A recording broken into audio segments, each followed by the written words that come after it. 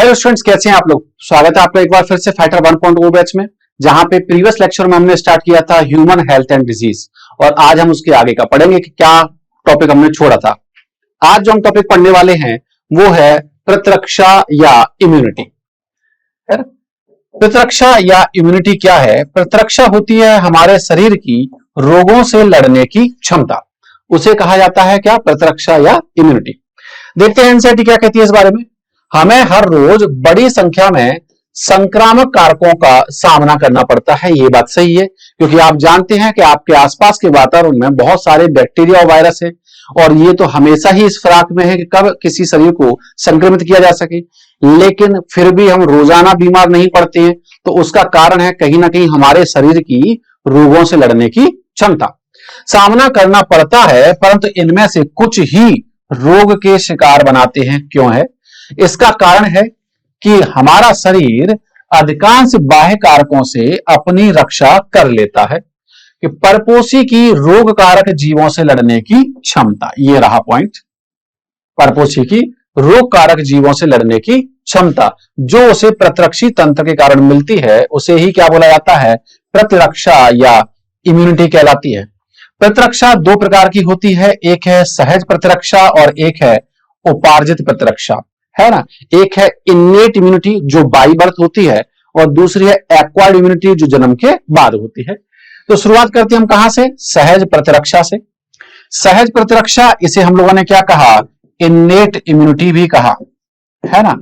NCERT में दोनों ही शब्द लिखे हुए हैं, इन्नेट इम्यूनिटी।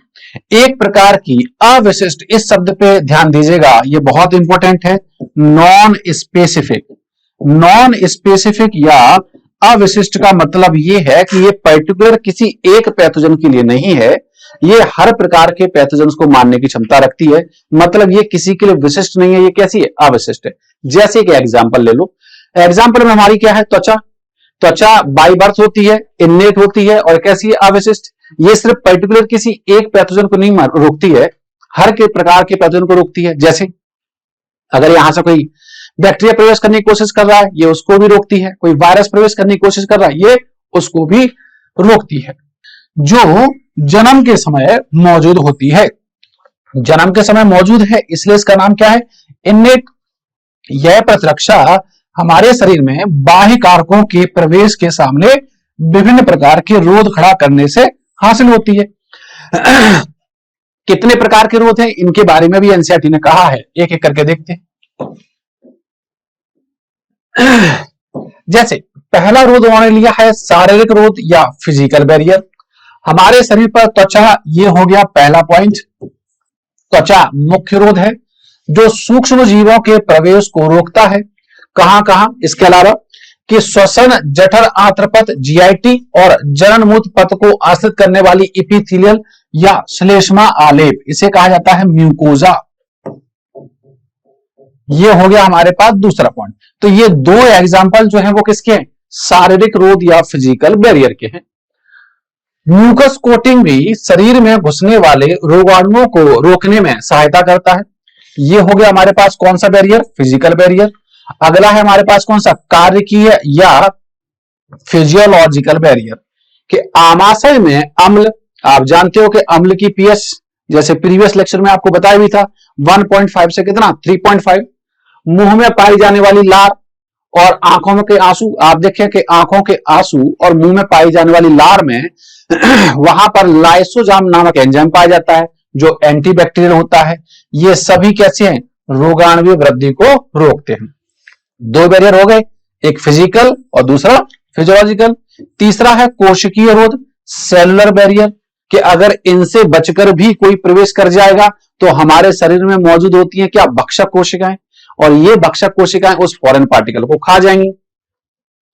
हमारे शरीर के रक्त में बहुरूप से केंद्रक श्वेताणु उदासीनी रंजी, इनका नाम है पॉलीमॉर्फोन्यूक्लियर ल्यूकोसाइट, पीएमएनएल, जो उन्होंने लिखा है पीएमएनएल, यानी कि कौन है ये? न्यूट्रोफिल्स हैं। जैसे कुछ प्रकार के एवं ऊतकों में कौन कौन से? भक्षकाणु, जैसे कि कौन?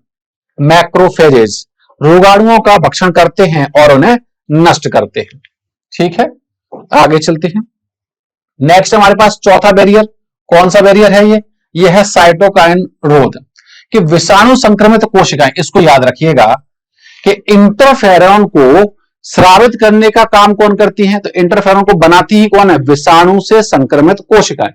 विषाणु संक्रमित कोशिकाएं इंटरफेरॉन नामक प्रोटीन का स्रावण करती हैं। तो यह भी याद रख सकते हैं कि बताइए कि एंटीवायरल प्रोटीन क्या है? तो एंटीवायरल प्रोटीन कौन है? तो एंटीवायरल प्रोटीन कौन है? इंटरफेरॉन है। तो ये क्वेश्चन आपसे पूछा जा सकता है, ये भी इंपॉर्टेंट है। जो असंक्रमित कोशिकाओं को और आगे विषाणु संक्रमण से बचाती हैं, ये उन्हें सूचना देती है कि विषाणु के संक्रमण से कैसे करके बचा जाए। पहला हो गया हमारे पास इन्नेट इम्यूनिटी। नेक्स्ट हमारे पास उपार्जित प्रतिरक्षा या इसे कहा जाता है एक्वायर्ड इम्यूनिटी। कि दूसरी ओर उपार्जित प्रतिरक्षा रोगजनक विशिष्ट होती है। इस शब्द को याद रखिएगा, मतलब ये कैसी है? स्पेसिफिक, जबकि इन्नेट कैसी थी? Non specific. इसका अभिलक्षण स्मृति है। इसका अर्थ यह है कि हमारे शरीर का जब पहली बार किसी रोगजनक से सामना होता है तब यह एक अनुक्रिया रिस्पॉन्स करता है जिसे निम्न तीव्रता की क्या? प्राथमिक। तो दो कैरेक्टर यहां दिया है, एक दिया गया है निम्न तीव्रता और दूसरा दिया गया है उसका नाम। तो निम्न तीव्रता की क्या? प्राथमिक अनुक्रिया, प्राइमरी इम्यून रेस्पॉन्स इसे कहा जाता है। तो याद रखिएगा ये कैसी है? निम्न तीव्रता की है। क्या कहते हैं? प्राथमिक अनुक्रिया कहते हैं। लेकिन जब दूसरी बार भी सेम पैथोजन से अगर सामना होता है तब वहां पर उच्च तीव्रता की के बाद में उसी रोगजनक से सामना होने पर बहुत ही उच्च तीव्रता की, ये पहला कैरेक्टर हो गया। द्वितीयक या पूर्ववर्ती, ये दूसरा कैरेक्टर हो गया। कि एक क्या है? तीव्रता कैसी है? उच्च है, और इसका नाम क्या है? द्वितीयक या पूर्ववर्ती एनामनेस्टिक अनुक्रिया होती है। इसका कारण क्या है? इसका कारण यह तथ्य है कि हमारे शरीर को प्रथम मुठभेड़ एनकाउंटर की क्या होती है? स्मृति होती है। उसे याद होता है कि पिछली बार इसी पैथोजन से हमारी मुठभेड़ हुई है।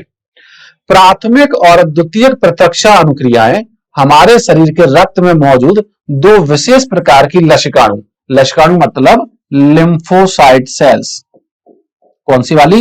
लिम्फोसाइट होती है। कौन कौन सी हैं? बी लिम्फोसाइट और टी लिम्फोसाइट। यहां पर अगर आप देखें तो जो बी लिम्फोसाइट है वो निर्माण करती है किसका? एंटीबॉडीज का। और एंटीबॉडीज का डायग्राम एनसीईआरटी ने दिया है कि एंटीबॉडीज कैसी होती है। तो उन्होंने कहा हमारे पास दो प्रकार की श्रृंखलाएं, एक ये जो आपको दिख रही है ये है दीर्घ श्रृंखला, इसे कहा जाता है हैवी चेन। और दूसरा हमारे पास क्या है? ये जो दो आपको दिख रही है ये क्या है? लघु श्रृंखला, इन्हें कहा जाता है लाइट चेन। तो यहां पर किससे मिलकर बना है? हैवी चेन और लाइट चेन से। लेकिन कितनी हैवी कितनी लाइट? तो वहां पर दिख रही है दो हैवी हैं और दो ही क्या है? लाइट हैं। तो शो करने के लिए हम इसे ऐसे कर देते हैं H2L2, दो हैवी और दो लाइट। तो बी लिम्फोसाइट है जो क्या बनाती है? एंटीबॉडी। और एंटीबॉडी जो है वो विशिष्ट होती है, मतलब एक पर्टिकुलर एंटीजन को मारने के लिए एक पर्टिकुलर एंटीबॉडी होती है। जो इसको ऐसा भी बोला जाता है, ये ताला चाबी सिद्धांत पर कार्य करती है। मतलब कि जैसे एक पर्टिकुलर ताले की एक पर्टिकुलर चाबी होती है, वैसे एक पर्टिकुलर एंटीजन के लिए एक पर्टिकुलर एंटीबॉडी होती है। रोगजनकों की अनुक्रिया में बी लिम्फोसाइट हमारे रक्त में प्रोटीनों की, यह देखिए मिल गया, बी लिम्फोसाइट एक सेना उत्पन्न करती है ताकि वे रोगजनकों से लड़ सके। ये प्रोटीन क्या कहलाती है? एंटीबॉडीज। यहां पे ये थोड़ा गलत लिखा है, इन्होंने एंटीबायोटिक लिखा है, ये एंटीबायोटिक नहीं है, ये एंटीबॉडी है। क्या बोला जाता है इसे? एंटीबॉडी बोला जाता है। तो इसको आप लोग करेक्ट कर लीजिएगा, डायग्राम भी आप याद रखेंगे। एंटीबॉडीज कहलाती हैं। टी लिम्फोसाइट क्या कर रही है? टी कोशिकाएं खुद तो एंटीबॉडीज का स्रावण नहीं करती हैं, मतलब ये खुद तो एंटीबॉडीज नहीं बना रही हैं, लेकिन बी लिम्फोसाइट की हेल्प करती हैं क्या बनाने में? एंटीबॉडी बनाने में। कितने प्रकार की होती हैं? Helper T cell, natural killer cell, suppressor T cell और मेमोरी टी सेल। 4 प्रकार की टी लिम्फोसाइट पाई जाती हैं। इनमें से हेल्पर टी सेल जो होती है वो बी लिम्फोसाइट की मदद करती है किसमें? एंटीबॉडी के निर्माण में। लेकिन प्रोटीन उत्पन्न करने में बी कोशिकाओं की सहायता करती है। कौन करती है? Helper T cell. इसको याद रखिएगा। प्रत्येक एंटीबॉडी अणु में 4 पेप्टाइड, ये मिल गया पॉइंट, 4 पेप्टाइड में 2 लाइट हैं और 2 हैवी हैं, जो 2 छोटी लघु श्रृंखलाएं कहलाती हैं और 2 बड़ी दीर्घ श्रृंखलाएं कहलाती है। इसीलिए एंटीबॉडी को बाकायदा एनसीईआरटी में लिखा है, इसलिए ये इंपॉर्टेंट हो जाता है। H2L2 के रूप में दर्शाया जाता है। हमारे शरीर में विभिन्न प्रकार की एंटीबॉडी उत्पन्न किए जाते हैं। टोटल प्रकार दिए हैं 5। अगर आप इनको सीक्वेंस वाइज याद रखेंगे, IgG, IgAm, IgM, IgD और IgE 5 प्रकार की होती हैं। एक प्रतिरक्षी का कार्टून ऊपर दिखाया गया है, भैया देख लेना उसको। ये एंटीबॉडी रक्त में पाई जाती हैं, इसलिए इन्हें तरल प्रतिरक्षा अनुक्रिया या ह्यूमोरल शब्दों पे ध्यान दीजिएगा। क्या बोलते हैं? ह्यूमोरल इम्यून रिस्पॉन्स कहा जाता है। यह 2 प्रकार की प्रतिरक्षा माध्यम होती है। कौन सी? एक तरफ आप देख रहे हैं कि टी लिम्फोसाइट जो है किसकी मदद से हेल्प कर रही है? सेल की मदद से। और बी लिम्फोसाइट किसकी मदद से हेल्प कर रही है? एंटीबॉडी की मदद से। मतलब हमें इम्यूनिटी मिल रही है 2 प्रकार से। एक मिल रही है कोशिका माध्यम सेल मीडिएटेड, और दूसरा मिल रही है क्या? एंटीबॉडी मीडिएटेड प्रतिरक्षी माध्यम। कि प्रतिरक्षी माध्यम उपार्जित प्रतिरक्षा अनुक्रिया में से एक है, और दूसरे प्रकार की अनुक्रिया क्या है? कोशिका माध्यम। एक सेल मीडिएटेड है और दूसरी एंटीबॉडी मीडिएटेड है। जैसे उन्होंने कह दिया CMI, सेल मीडिएटेड इम्यूनिटी कहलाती है। टी लिम्फोसाइट की बात करें तो ये क्या है? CMI का माध्यम बनते हैं। जब हृदय, नेत्र, वृक्क, यकृत जैसे अंग संतोषजनक रूप से काम करना बंद कर देते हैं तो एकमात्र उपचार बचता है क्या? ट्रांसप्लांटेशन, प्रतिरोपण। अब ऐसे में यहां पर क्या होता है कि अगर हम किसी बिना जांच पड़ताल के किसी भी अनजान व्यक्ति से अंग का प्रत्यारोपण करा लेंगे तो वहां पर जो है हमारा शरीर उसे देर सवेर नकार देगा। तो एक क्वेश्चन ये भी पूछा जाता है कि यहां पर जो हमारा शरीर उस अंग को नकार रहा है तो वहां पे कौन से प्रकार की कोशिकाएं जिम्मेदार होती है और किस प्रकार की इम्यूनिटी इसमें रोल प्ले करती है? तो उसका आंसर आता है कि वहां पर टी लिम्फोसाइट जो है वो जिम्मेदार होती है, और आप जानते हैं कि T lymphocyte cell mediated immunity के लिए जिम्मेदार है। बंद कर देता है तो एकमात्र उपचार प्रतिरोपण होता है, जिससे रोगी सामान्य जीवन जी सके। किसी उपयुक्त दाता की तब तलाश शुरू होती है। ऐसा क्यों है कि प्रतिरोपण के लिए हर किसी दाता के अंग नहीं लिए जा सकते? वह क्या है जिसकी जांच डॉक्टर करते हैं? वो है आपके पास एक ब्लड ग्रुप मैचिंग कराई जाती है। कौन सी मैचिंग? Blood group matching. और दूसरी होती है हमारे पास टिश्यू मैचिंग। ये 2 मैचिंग जो है कराई जाती है ना? मिल जाएगा आगे। किसी भी स्रोत, पशु, अन्य प्राइमेट या किसी भी मानव का निरूप ग्राफ नहीं लगाया जा सकता, क्योंकि वे देर सवेर नकार दिए जाएंगे। एनसीईआरटी में सीधे सीधे लिखा है।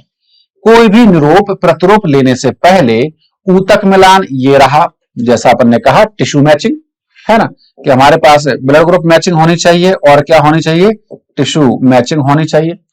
लेने से पहले ऊतक मिलान और रक्त मिलान अति आवश्यक है, और इसके बाद भी रोगी को अपने शेष जीवन भर प्रतिरक्षा निरोधक इम्यूनोसप्रेसेंट मेडिसिन लेने की जरूरत पड़ती है, ताकि हमारे प्रतिरक्षा तंत्र को यह समझाया जा सके कि जो निरोप हमने लिया है वो हमारे ही शरीर का हिस्सा है। क्योंकि अगर उसने हमारे शरीर का हिस्सा मानने से मना कर दिया तो हमारा शरीर उसे नष्ट कर देगा। शरीर स्वयं और पर में विभेद करने में, ये देखिए ये मिल गया पॉइंट, पर में विभेद करने में सक्षम है, और कोशिका माध्यम प्रतिरक्षा अनुक्रिया, ये मिल गया कोशिका माध्यम अनुक्रिया, निरोप को अस्वीकृत करने के लिए उत्तरदायी होती है। आगे चलते हम लोग। नेक्स्ट है सक्रिय और निष्क्रिय प्रतिरक्षा। इसका मतलब क्या है? देखिए, सक्रिय प्रतिरक्षा तब कहलाती है जब एंटीबॉडी का निर्माण हमारा शरीर स्वयं करता है, और जब शरीर को बनी बनाई एंटीबॉडीज दी जाती है तब उसे कहते हैं निष्क्रिय प्रतिरक्षा। सक्रिय का मतलब हो गया एक्टिव इम्यूनिटी और निष्क्रिय का मतलब हो गया पैसिव इम्यूनिटी। एक्टिव इम्यूनिटी वो है जब एंटीबॉडी हमारा शरीर खुद बनाए, और वो कब बनाएगा? जब कोई पैथोजन हमारे शरीर में प्रवेश करेगा। और निष्क्रिय प्रतिरक्षा जब शरीर को बनी बनाई एंटीबॉडी मिल जाए, जैसे कि मां के दूध में आप जानते हैं कोलेस्ट्रम, जिसके बारे में हम लोगों ने पढ़ा था कि कोलेस्ट्रम में एंटीबॉडीज पाई जाती है जैसे कि आईजीए। तो जो नवजात शिशु है उसको बनी बनाई एंटीबॉडी मिल रही है, तो वो किस प्रकार की प्रतिरक्षा का उदाहरण है? निष्क्रिय। कि जब परपोषी एंटीजन का सामना करता है तो उसके शरीर में एंटीबॉडीज पैदा होती हैं। शब्दों पे ध्यान दीजिएगा, पैदा होते हैं, मतलब एंटीबॉडी कौन बना रहा है? शरीर स्वयं बना रहा है। एंटीजन जीवित या मृत रोगाणु या अन्य प्रोटीन के रूप में हो सकते हैं। इस प्रकार की प्रतिरक्षा सक्रिय प्रतिरक्षा कहलाती है। मिल गया पॉइंट? क्या है कि प्रतिरक्षा सक्रिय तब कहलाएगी जब एंटीबॉडी हमारा शरीर स्वयं बनाएगा। सक्रिय प्रतिरक्षा धीमी होती है, इसका यह पॉइंट याद रखिएगा, और अपनी पूरी प्रभावशाली अनुक्रिया प्रदर्शित करने में क्या लेती है? समय लेती है। इम्यूनाइजेशन या वैक्सीनेशन में हम क्या करते हैं? हम जानबूझकर ही रोगाणुओं को प्रवेश करते हैं, लेकिन उन्हें निष्क्रिय करके। क्यों? ताकि वो हमारे शरीर में रोग पैदा ना कर पाए। लेकिन हमारे शरीर के लिए वो किसकी तरह कार्य कर रहे हैं? बाहरी पार्टिकल की तरह। तो हमारा शरीर क्या बनाना शुरू कर देता है? एंटीबॉडीज। और हमारा शरीर तैयार हो जाता है ताकि वास्तव में अगर कोई पैथोजन हमारे शरीर में प्रवेश करेगा तो हमारे पास एंटीबॉडीज का भंडार रहेगा। जानबूझकर रोगाणुओं का टीका, यह मिल गया पॉइंट कि जानबूझकर रोगाणुओं का टीका देना अथवा प्राकृतिक संक्रमण के दौरान संक्रामक जीवों का शरीर में पहुंचना किसका एग्जाम्पल है? सक्रिय का। दोनों ही कंडीशन में एंटीबॉडी हमारा शरीर स्वयं बना रहा है, को प्रेरित करता है। जब शरीर की रक्षा के लिए बने बनाए एंटीबॉडीज, ये मिल गया, बने बनाए एंटीबॉडीज, इसको याद रखिएगा। बने बनाए एंटीबॉडीज सीधे ही शरीर को दिए जाते हैं तो यह क्या कहलाती है? निष्क्रिय प्रतिरक्षा या पैसिव इम्यूनिटी कहलाती है। क्या आप जानते हैं कि हाल ही में जन्मे शिशु के लिए मां का दूध क्यों जरूरी है? थोड़ी देर पहले ही डिस्कस किया। हाल ही में जन्मे शिशु के लिए मां का दूध जरूरी इसलिए है क्योंकि उसमें क्या होती है? एंटीबॉडीज होती है। दुग्ध श्रावण, लैक्टेशन के प्रारंभिक दिनों के दौरान मां द्वारा श्रावित पीले से तरल, जिसे क्या नाम दिया? प्यूस, या इसे खीस भी कहा जाता है। तो इस पॉइंट को भी याद रखिएगा। खीस, जिसे अंग्रेजी में कोलेस्ट्रम में एंटीबॉडीज, और यहां पर लिखा भी है कौन सा? आईजीए की प्रचुरता होती है जो शिशु की रक्षा करता है। प्रेगनेंसी के दौरान भ्रूण को अपरा, ये भी याद रखिएगा, कौन सी? द्वारा मां से कुछ एंटीबॉडीज मिलते हैं। ये निष्क्रिय प्रतिरक्षा के कुछ उदाहरण है, क्योंकि यहां पर वो जो नवजात शिशु है या गर्भावस्था में जो प्लेसेंटा से मिल रहा है, तो वो जो गर्भ है वो खुद कोई एंटीबॉडी नहीं बना रहा है, उसे डायरेक्ट कहां से मिल रही है? मां से मिल रही है। कौन सी वाली? IgG। आगे चलते हैं। आगे है टीकाकरण और प्रतिरक्षीकरण। प्रतिरक्षीकरण या टीकाकरण का सिद्धांत क्या है? ये प्रतिरक्षा तंत्र की स्मृति, पुराने एनकाउंटर की मेमोरी रहती है, कि गुण पर आधारित है।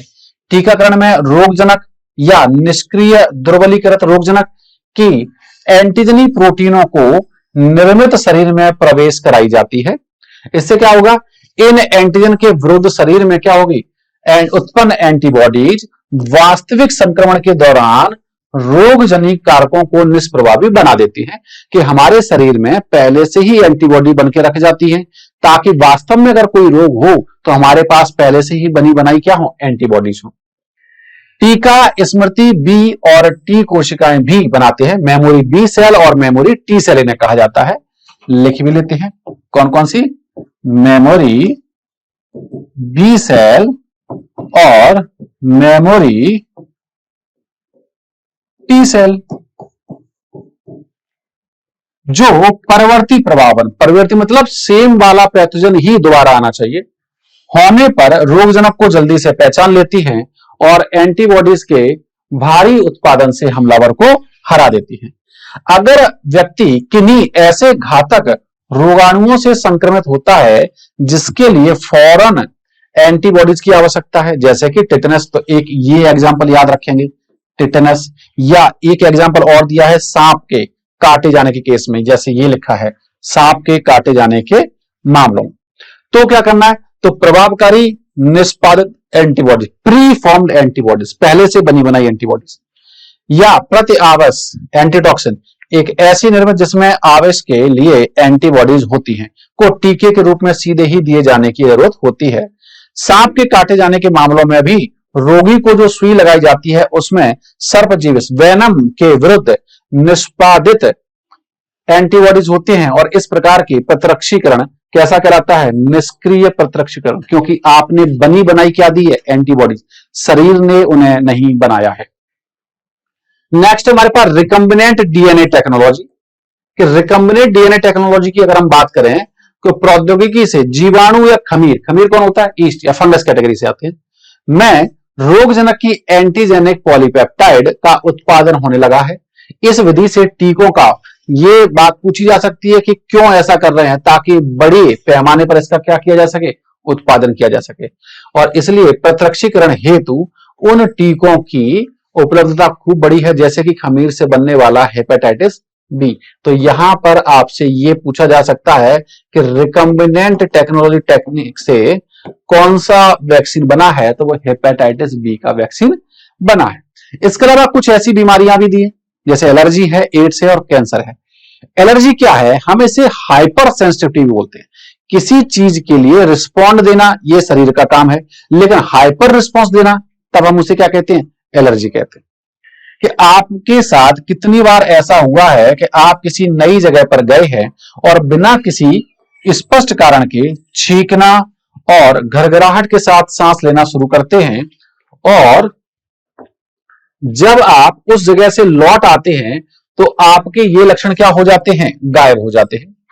हम में से कुछ लोग पर्यावरण में मौजूद कुछ कणों के प्रति क्या होते हैं? संवेदनशील। यहां पे संवेदनशील सेंसिटिव तो है ही, लेकिन सही शब्द और हो जाता है हाइपर सेंसिटिव। क्या हो जाता है? Hyper sensitive. उपयुक्त अभिक्रिया किस किस से हो सकती है? पराग, चिचड़ी, माइट आदि के प्रति एलर्जी के कारण हो सकती है, जो भिन्न भिन्न जगहों पर भिन्न भिन्न हो सकते हैं।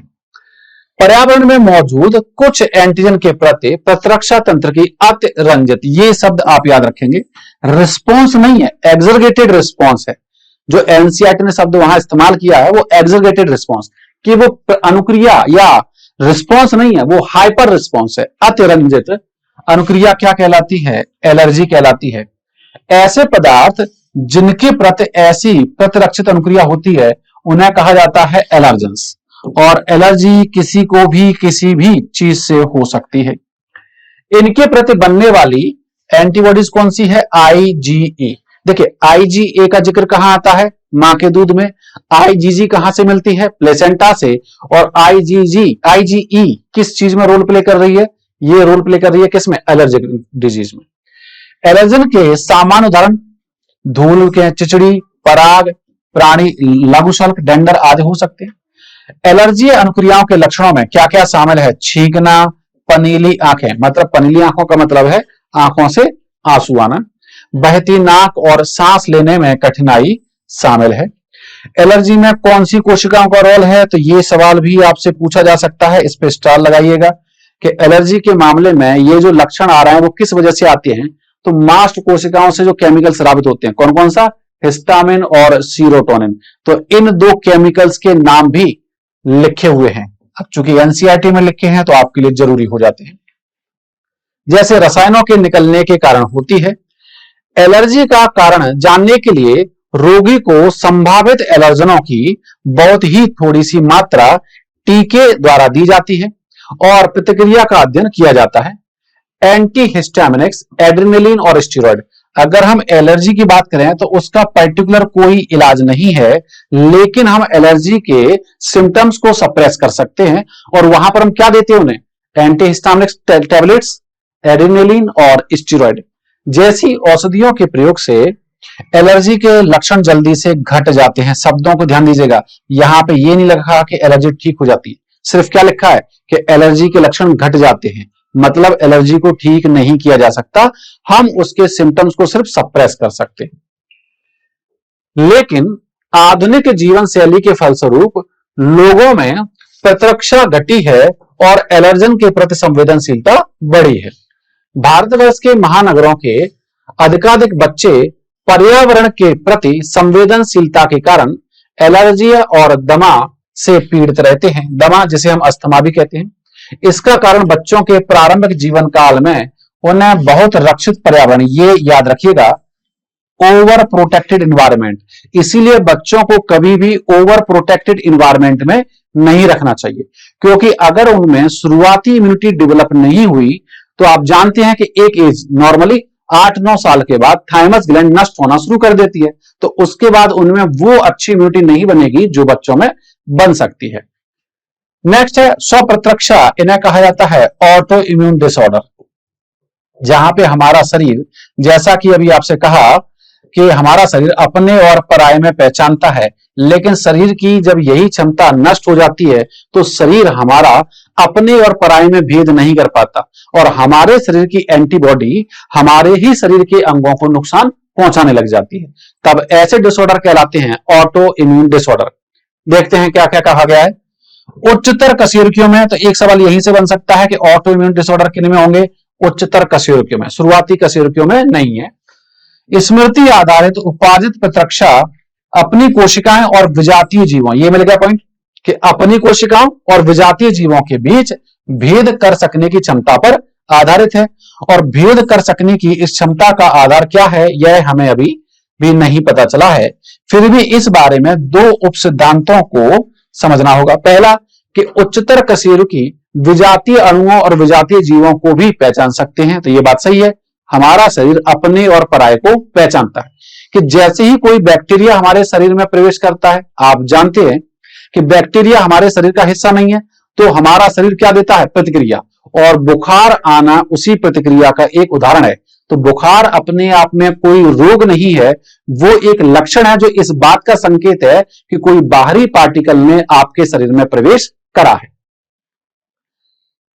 प्रयोगात्मक प्रतिरक्षा विज्ञान इस संबंध में जानकारी देता है। दूसरा, कभी कभी आनुवांशिक, ये पॉइंट है, जेनेटिकली और अज्ञात कारणों से शरीर अपनी ही कोशिकाओं पर हमला कर देता है और इसके फलस्वरूप शरीर को क्षति पहुंचती है, और यह क्या है? स्वप्रतिरक्षा रोग, ऑटो इम्यून डिजीज कहलाता है।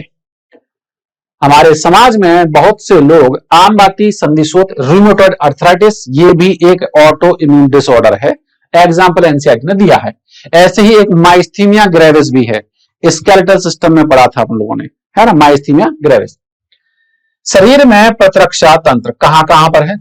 कि मानव प्रतिरक्षा तंत्र में लसिकाभ अंग, है ना, लिम्फोइड ऑर्गन्स, ऊतक कोशिकाएं और घुलनशील अणु जैसे कि एंटीबॉडी शामिल हैं।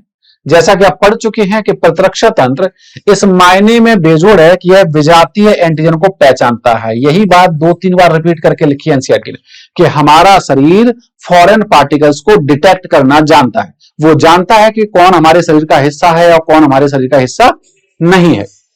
इनके प्रति अनुक्रिया करता है और इन्हें याद रखता है। किसकी वजह से? मेमोरी सेल्स की वजह से। मेमोरी सेल्स को पुराने एनकाउंटर की मेमोरी रहती है।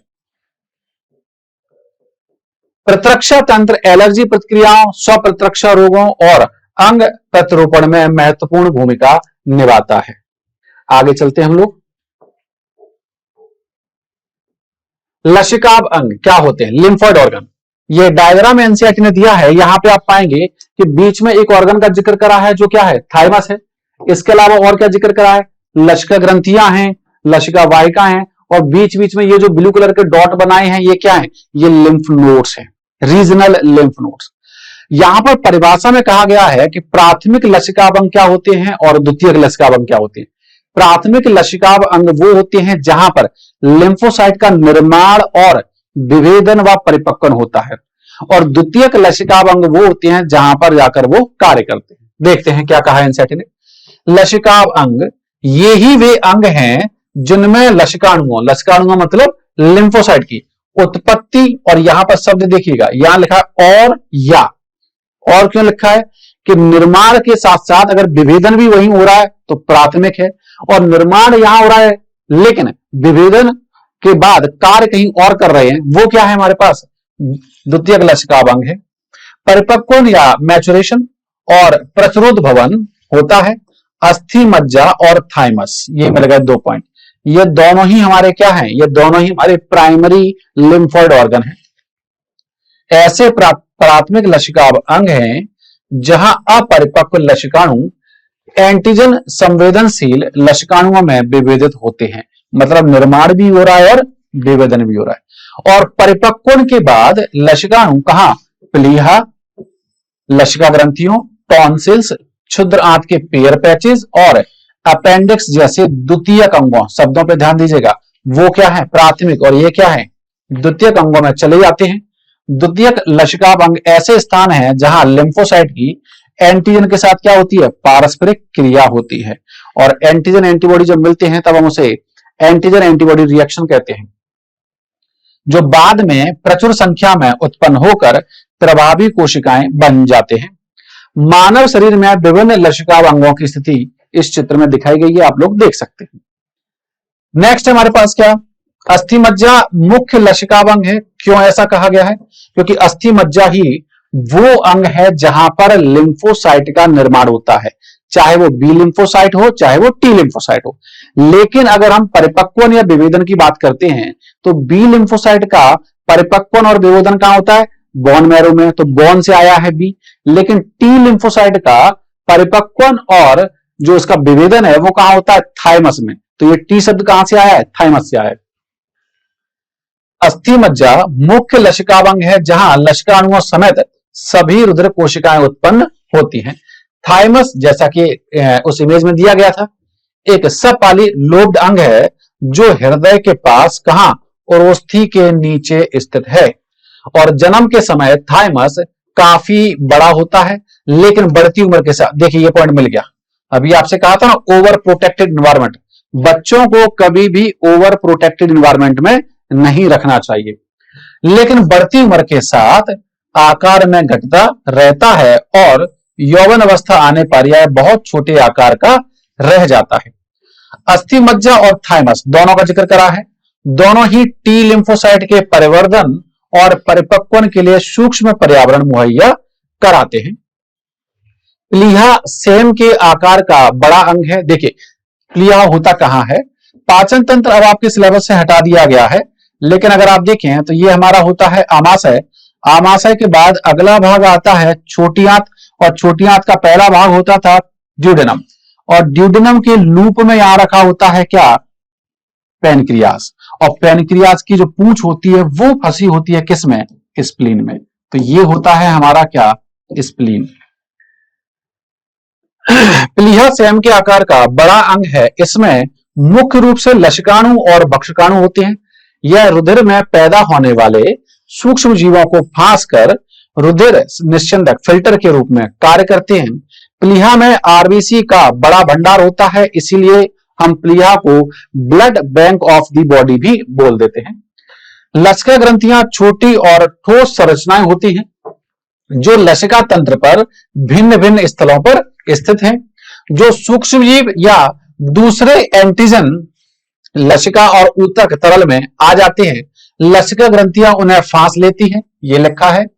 लसिका ग्रंथियों में फंसे एंटीजन वहां मौजूद लसिका अणुओं के सक्रियण और प्रतिरक्षा अनुक्रिया के लिए उत्तरदायी होते हैं। इसके अलावा प्रमुख पथों जैसे कि श्वसन पथ, पाचन पथ और जनन मूत्र पथ के आस्तरों, लाइनिंग, म्यूकोजा की लाइनिंग थी, अगर आप याद करें थोड़ी देर पहले, किसकी लाइनिंग थी, म्यूकोजा की, के भीतर लसिकाभ ऊतक स्थित होते हैं जो श्लेष्म संबंध लसिकाभ ऊतक, माल्ट, इसे कहा जाता है म्यूकोजा एसोसिएटेड लिम्फोइड टिश्यू कहलाते हैं। यह मानव शरीर के लसिकाभ ऊतक का कितना भाग बनाते हैं, 50% भाग बनाते हैं। ये था हमारे आज के टॉपिक का। आज के नेक्स्ट टॉपिक में हम लोग पढ़ेंगे इसके आगे का। आज के लिए बस इतना ही। Thank you very much, thanks a lot.